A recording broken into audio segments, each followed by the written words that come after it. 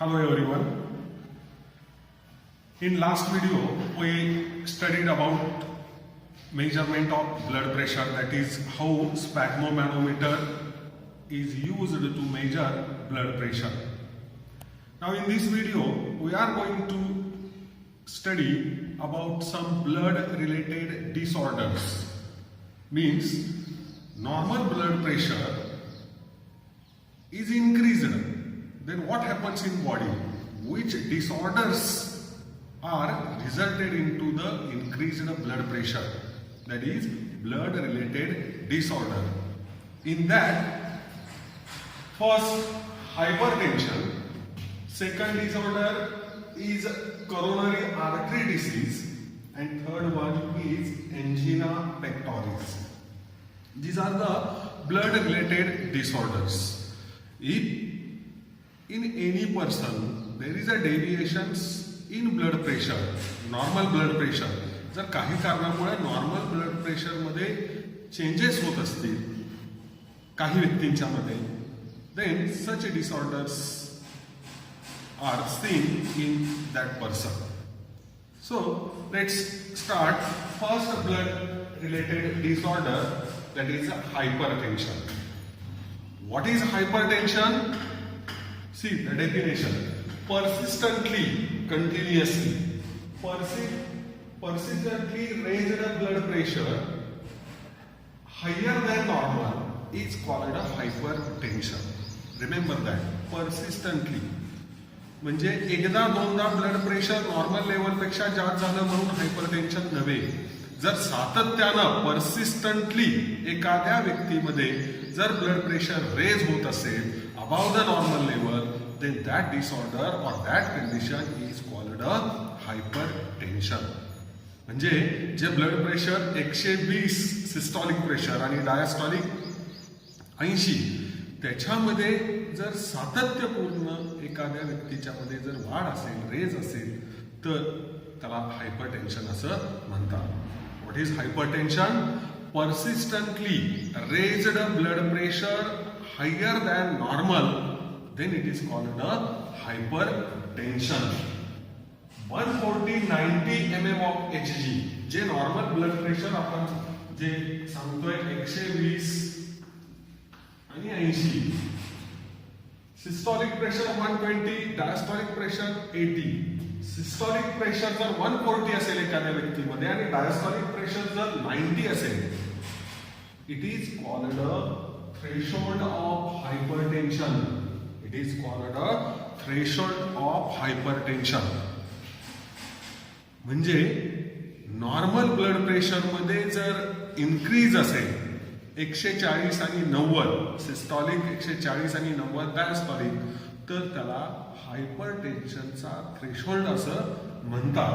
While if the blood pressure is 180-120, systolic 180, diastolic 120 mm of Hg, it may be damage to the heart, brain and kidney of that person. असं जर थ्रेशोल्डच्या पुढे जर blood pressure increase झालं एखाद्या व्यक्तीमध्ये, तर त्या व्यक्तीच्या हृदयावरती, त्या व्यक्तीच्या ब्रेनवरती आणि त्या व्यक्तीच्या किडनीवरती त्याचा वाईट परिणाम होऊ शकतो. बियॉन्ड द थ्रेशोल्ड किती सांगितलं? 140-90. त्याच्याही पुढे जर ब्लड प्रेशर रेज होत असेल 180-120, तर मात्र त्या व्यक्तीच्या हृदयावरती, ब्रेनवरती आणि किडनीवरती परिणाम होतो. What it affects on the heart? First we see, if there is a blood pressure beyond the threshold of hypertension, then heart uses more energy for pumping of the blood. जर हे ब्लड प्रेशर थ्रेशोल्डच्या पुढे असेल, तर त्या व्यक्तीचं हृदय blood pump करण्यासाठी शरीराची जास्त ऊर्जा वापरते. Use more energy for pumping of the blood, which causes angina pectoris. त्याच्यामुळं त्या व्यक्तीमध्ये पुढची डिसऑर्डर डेव्हलप होते. त्या डिसऑर्डरला अँजिना पेक्टोरिस किंवा चेस्ट पेन, छातीमध्ये दुखणं असं म्हणतात. That angina pectoris we will study last point. तर बियॉन्ड द थ्रेशोल्ड हायपरटेन्शनच्या पुढे जर हे ब्लड प्रेशर जात असेल तर त्या व्यक्तीचं हृदय जास्तीत जास्त ब्लड पंप करण्यासाठी जास्तीत जास्त शरीराची ऊर्जा वापरते आणि त्याला एंजिना पेक्टोरिस होऊ शकतो, म्हणजे चेस्ट पेन होऊ शकतात. Due to low blood supply to the cardiac muscles, पुरेसा रक्ताचा पुरवठा त्या व्यक्तीच्या हृदयाच्या कार्डियक मसल्सना होत असल्यामुळं it may lead to myocardial infarction, म्हणजे जे कार्डियक मसल्स आहेत त्यांना ब्लड सप्लाय जर पुरेसा मिळाला नाही तर त्यांच्या फंक्शनवरती त्याचा परिणाम होतो. आठवतंय का बघा, cardiac muscles which are responsible for contraction and relaxation of the heart, अशा या कार्डियक मसलला जर ब्लड सप्लाय कमी असेल तर त्यांच्यामध्ये त्या व्यक्तीमध्ये मायोकार्डियल इन्फॅक्शन म्हणजे कार्डियक मसलच्या फंक्शनवरती परिणाम होतो. In this way hypertension adversely affects on the heart. Now, second organ which affect due to hypertension is the brain. Many chances of brain hemorrhage in such person. अशा व्यक्तींच्या मध्ये continuously परसिस्टंटली जर blood pressure जास्त असेल, hypertension असेल, तर त्या व्यक्तीच्या ब्रेनवरती काय परिणाम होतो, तर त्या व्यक्तीमध्ये brain haemorrhage, bleeding in the brain हे आपल्याला पाहायला मिळेल. Why there are more chances of brain haemorrhage in hypertension? Give reason why there are more chances of brain haemorrhage in hypertension. Because see answer, because arteries in the brain are less protected by surrounding tissue as compared with other organ. इतर ऑर्गनशी तुलना करता ब्रेनमध्ये ज्या arteries आहेत त्यांना surrounding टिश्यूचं protection एवढं नसतं. Less protection as compare with other organ. आपल्या शरीराच्या इतर अवयवांच्या बरोबर तुलना करता ब्रेनच्या ज्या आर्टरीज आहेत त्याला सराउंडिंग टिश्यूचं प्रोटेक्शन हे कमी असतं. त्यामुळं हायपरटेन्शन मध्ये there are more chances of brain haemorrhage. अशा व्यक्तींच्या मध्ये जास्तीत जास्त कशाचे चान्सेस असतात?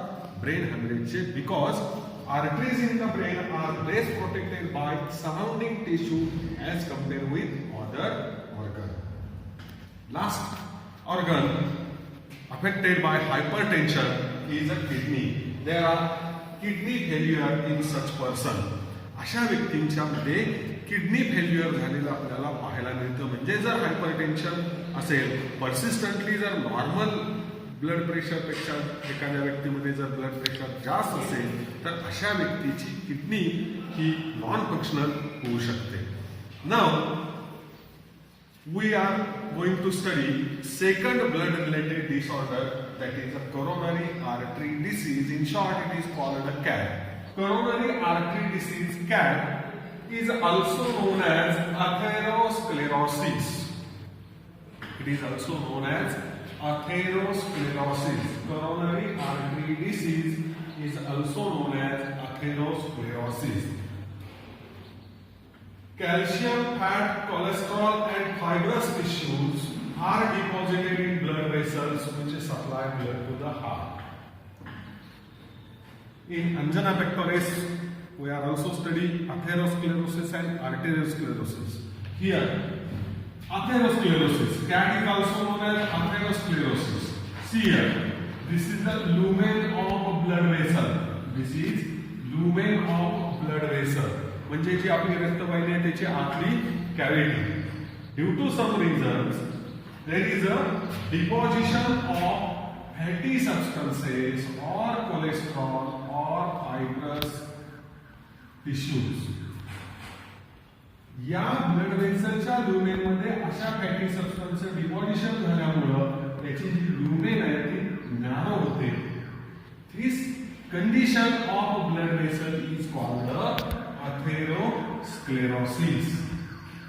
Due to deposition of fatty substances, lumen of the blood vessels becomes narrow, which supply blood to the heart.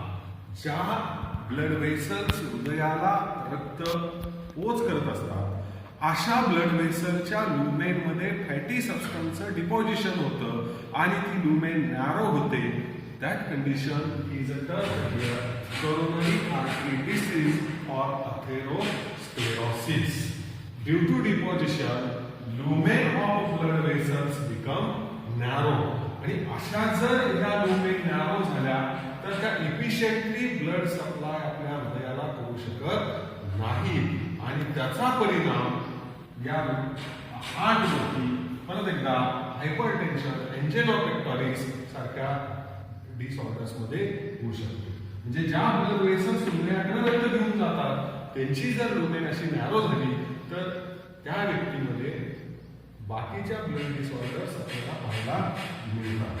Now third blood related disorder is angina pectoris, which is saw in here hypertension.